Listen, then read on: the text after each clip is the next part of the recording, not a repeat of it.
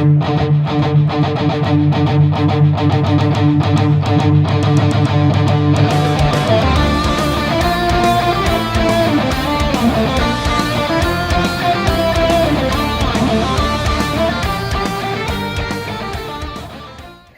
everyone, a warm welcome to all of you to our first virtual English Elocution inter-house competition.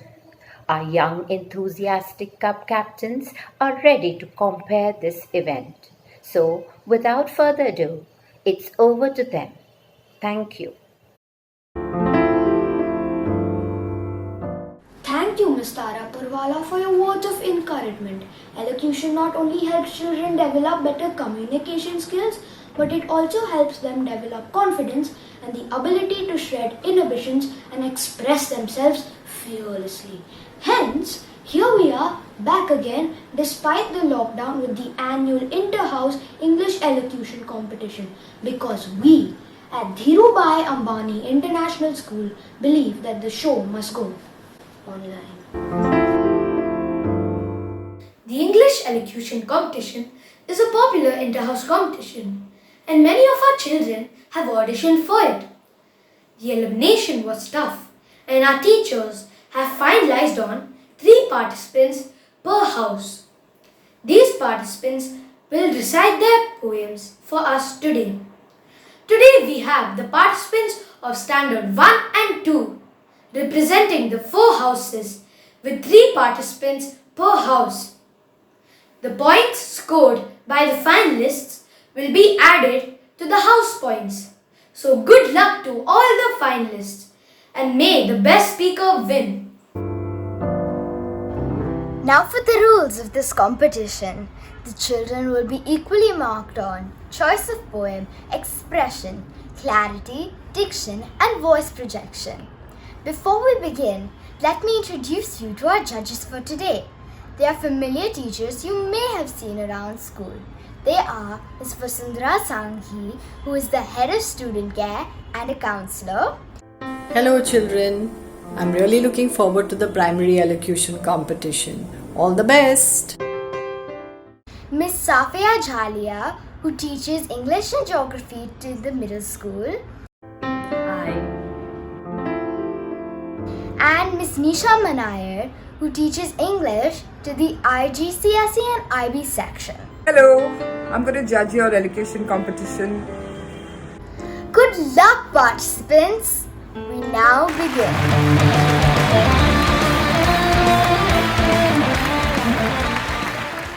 Saw my teacher on a Saturday by Dave Crawley. Saw my teacher on a Saturday. I can't believe it's true. I saw her buying groceries like normal people do. She reached for bread and turned around, and then she caught my eye. She gave a smile and said, "Hello." I thought I would die. "Oh, hi. Hello, Miss Appleton." I mumbled like a fool. I thought that teacher types spend all their time at school. To make the situation worse, my mom was at my side. So many rows of jars and cans, so little room to hide. Oh, please, I thought, don't tell my mom what I did yesterday. I closed my eyes and held my breath and hope she goes away. Some people think it's fine to let our teachers walk about. But when it comes to Saturdays, they shouldn't let them out. Thank you.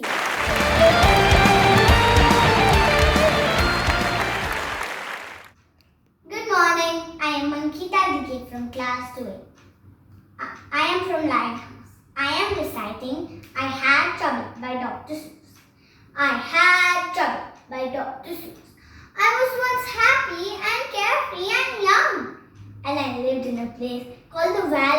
wound, and nothing, not anything, ever went wrong. Until, well, one day I was walking along, and I guess I got careless. I guess I was gawking at daisies and not looking where I was walking. And that's how it started. So what a shock!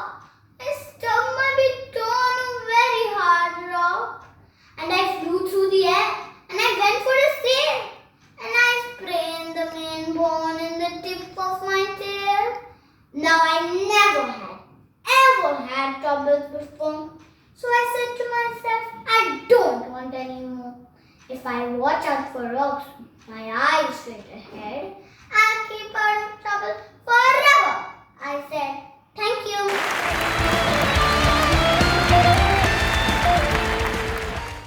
Good morning, friends and teachers. Today I will recite the poem Dad, the Cat and the Tree by Kit Wright. This morning, a cat got stuck in our tree. Dad said, right, just leave it to me. The tree was wobbly. The tree was tall. Mama said, for goodness sake, don't fall. Fall? Scoffed Dad. A climber like me? Child's play it is, you wait and see. He got up a ladder from the garden shed. It slipped. He landed in the flower bed. Never mind, said Dad, brushing the dirt off his head and his face and his trousers and his shirt. Now we'll try plan B. Stand out of the way. Mom said, don't fall again, okay? Fall again? Said Dad. Funny joke. Then he swung himself up on a branch. It broke.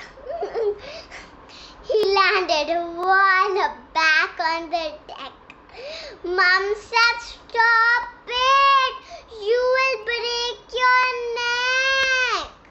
Rubbish, said Dad. Now we'll try plan C. Easy as a wing to a climber like me. He climbed up high on the garden wall. Guess what? He didn't fall. He took a great leap and landed flat in the crook of the tree trunk, right on the cat. The cat gave a yell and sprang to the ground. Pleased as Sponge to be safe and sound, that is smiling and smirking, smug as can be, but poor old Dad still stuck up the tree. Thank you.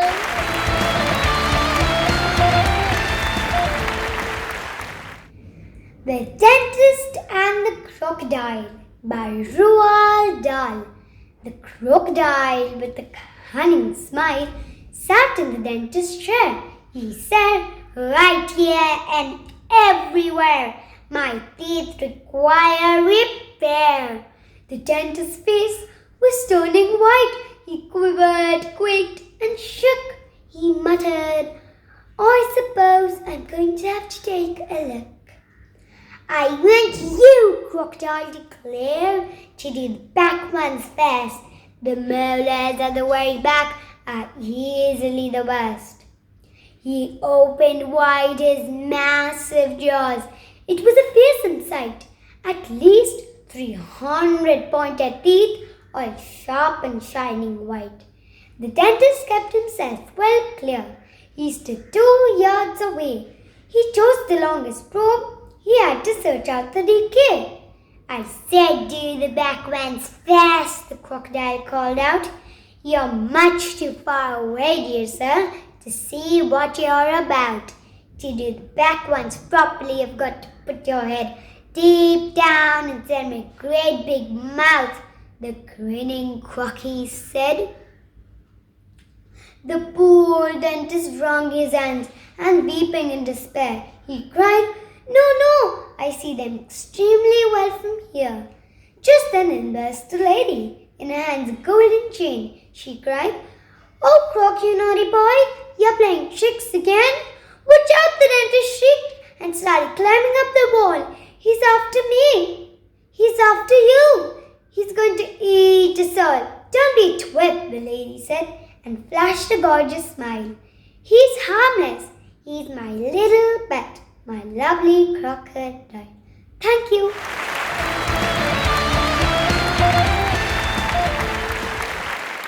For a Rainy Afternoon by Shel Silverstein. Nothing to do? Nothing to do? Pour some ketchup in your shoe. Bang a drum and clang a bell. Pinch the baby till he ends. Spin around until you fall. Draw a picture on the wall. Put some marbles on the stair. Stick some glue in sister's hair. Suck your thumb and slam the doors. Pull out all the dresser drawers. Catch the cat and bite his ear. Soak your toes in uncle's beer. Fill your pocket full of soot. Paint the bottom of your foot. Take your grandpa's watch and boil it. Throw the car keys down the toilet. Wet your pants in daddy's lap. Now go upstairs and take your nap. Thank you.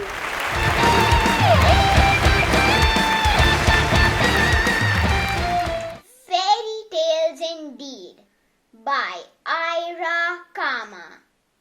Nursery rhymes and fairy tales were taught to us when we were small. But if you read them thoroughly, they were not much fun at all.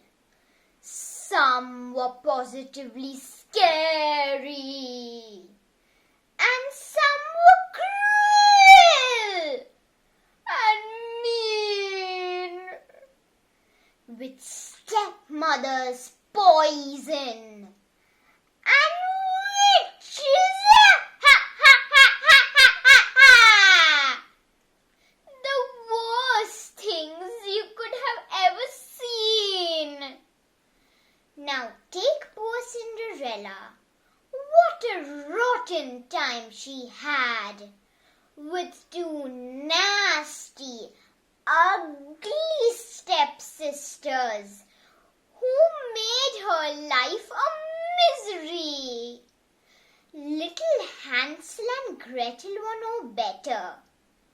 "Oh, we are taken into the woods. We are starving. We are left alone to find our way back if we could."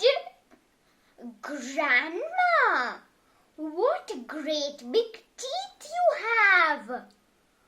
All the better to eat you with, my dear." Gra!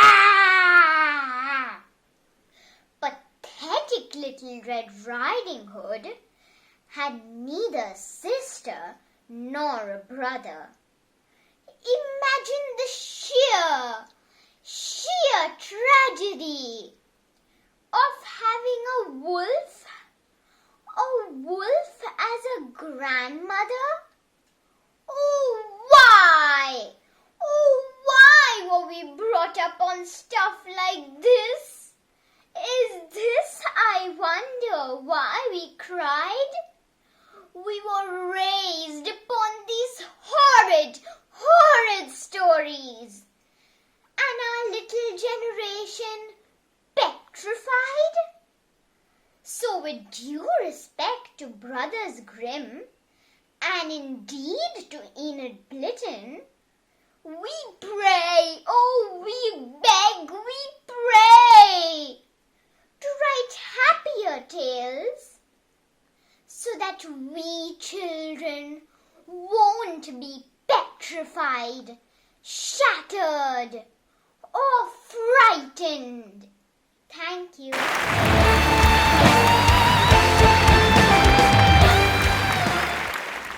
Homework, oh, homework by Jack Plutsky. Homework, oh, homework, I hate you, you stink. I wish I could wash you away in the sink. If only a bomb would explode you to bits. Homework, oh, homework, you are giving me fits. I'd rather take bath with a man-eating shark or wrestle a lion alone in the dark. Eat spinach and liver, pet 10 porcupines, then tackle the homework my teacher assigns. Homework, oh, homework, you are last on my list. I simply can't see why you even exist. If you just disappeared, it would tickle me pink. Homework, oh, homework, I hate you, you stink.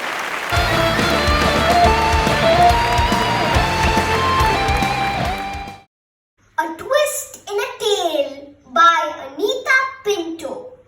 It was a wet, dark day. The wind was howling. Ooh.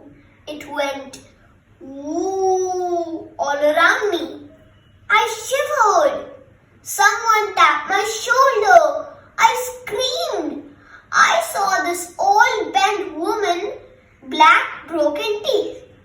Please, she said, would you take this parcel and go to that building? Give it to Mr. Kalirampu Twala. He lives on the 5th floor. And she disappeared. I ran up the building, I ran up the stairs. 1, 2, 3, 4, 5. There was no 5th floor, only a terrace.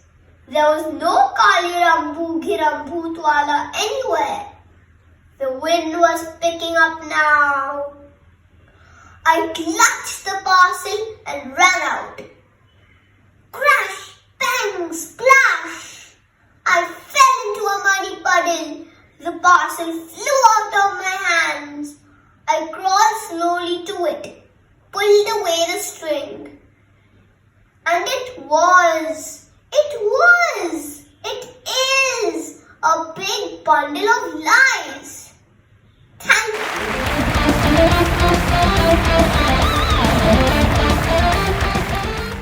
The Caterpillar and the Butterfly by Enid Blyton.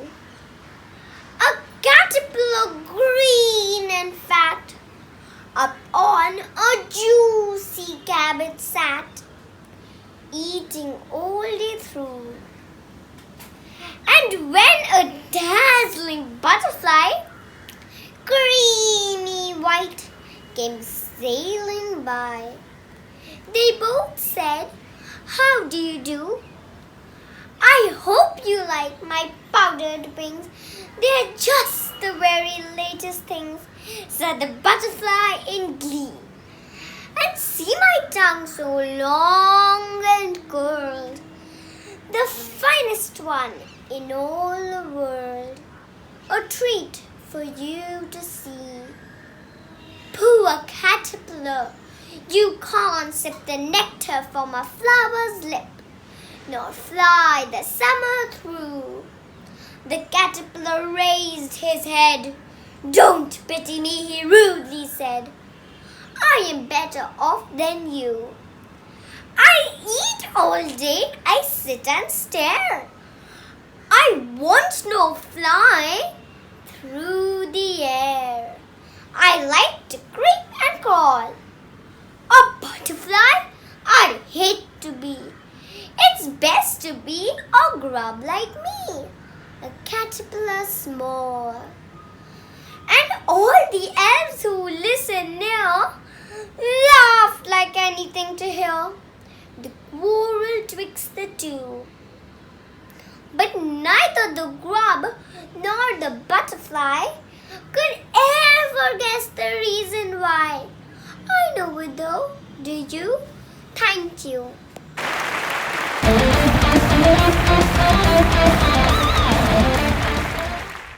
Hello, my name is Anika S. Mukherjee. Today I shall be presenting Messy Room by Shel Silverstein. Whosoever room this is should be ashamed. His underwear is hanging on the lamp. His raincoat is there in the overstuffed chair, and the chair is becoming quite mucky and damp. His workbook is wedged in the window. His sweater has been thrown on the floor. His scarf and one ski are beneath the TV, and his pants have been carelessly hung on the door. His books are all jammed in the closet. His vest has been left in the hall. A lizard named Ed is asleep in his bed, and his smelly old sock has been stuck to the wall. Whosoever room this is should be ashamed. Donald or Robert or Willie or, You say it's mine? Oh dear, I knew it looked familiar. Thank you.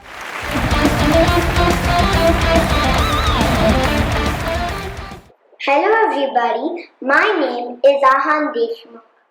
I am from class 1A and my house is Jaguars. Today I am here to recite a poem. Yet by Heidi Harrer. There are so many things you want to know, so many ways you want to grow.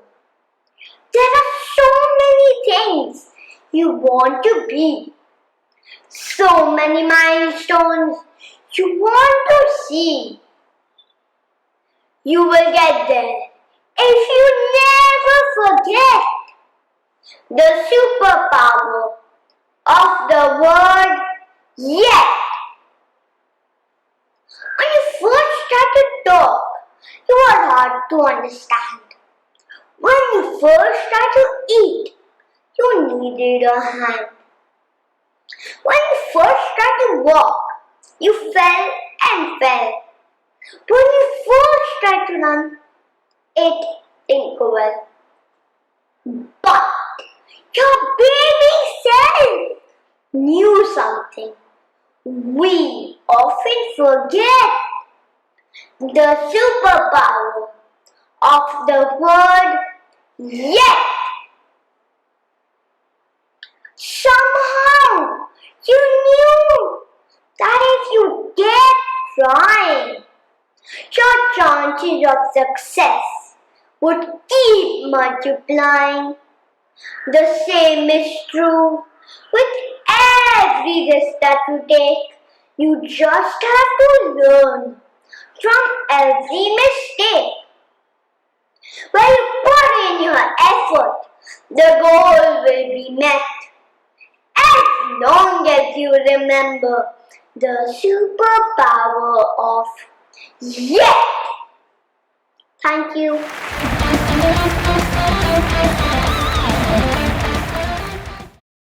Be glad your nose is on your face by Jack Politsky. Be glad your nose is on on your face, not pasted on some other place. For if it were where it is not, you might dislike your nose a lot. Imagine if your precious nose was sandwiched in between your toes. That clearly would not be a treat, for you'd be forced to smell your feet.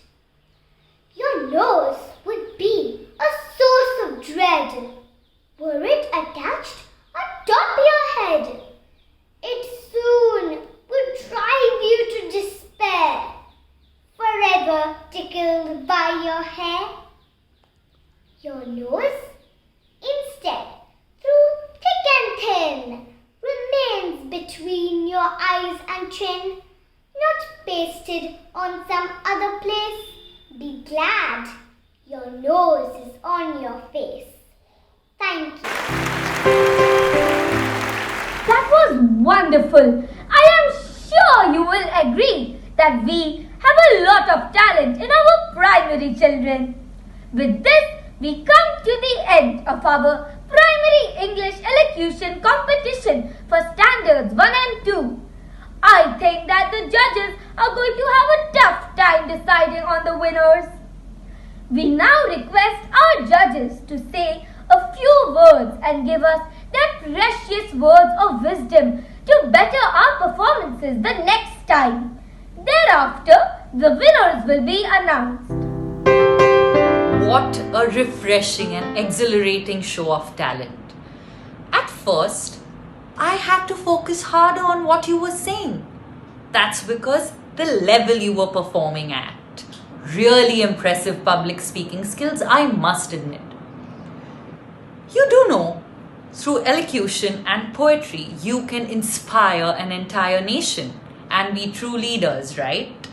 Thanks for putting on a fab show. I need to come to you to take my own soft skills to the next level. So here's to all of you for blowing me away. Well done. You did make our task quite difficult, as it was a neck-and-neck competition. But hey, where is the list of winners? Miss Farida, I need to look up. Okay. What do I see? Oh, a flying scroll. You are definitely magical in the junior school. Flying carpets, flying cars, now we have a flying scroll. What do I see? Hey, I see all stars. What? That's not how you see. I need to open this. Here I have the list. Winners for round 1. Brace yourself. Third place. It's a tie between Saina Tandon from 2B Tiger House and Anaisha Murarka 1B Panther House. In second position, again it's a tie. I told you made a task difficult. Anika Shah 2B Panther House and Thea Turel Pradhan 1B Tiger House. In first position, we have Mahiraj Sharma 1A Tiger House. Congratulations to all of you.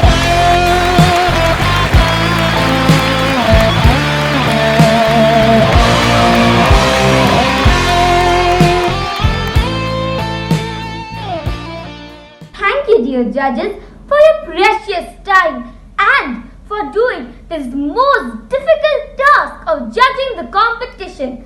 Let's have a round of applause for the judges.